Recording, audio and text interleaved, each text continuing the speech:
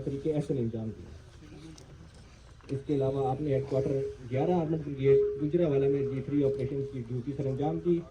Pakistan staff board मुकम्मल करने के बाद आपने हेड क्वार्टर FCKPK में बतौर G2 प्लान के फ़राइज़ भी बखूबी अंजाम दिए। ताहाल आप हेड क्वार्टर 12 कोर कोयटा में G1 ऑपरेशन की ड्यूटी सर अंजाम दे रहे थे। मुर्खा 28 जनवरी 2026 को दौरान छुट्टी नामालूम अफराद ने आप पर हमला किया और उनसे मुकाबले के दौरान आपने जाम शहादत नोश किया।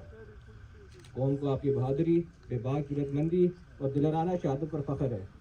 अल्लाह ताला शहीद के दर्जात बुलंद करे और यकीन को सब्र जमील अता फरमाए। इन्ना लिल्लाहि व इन्ना इलैहि राजिऊन।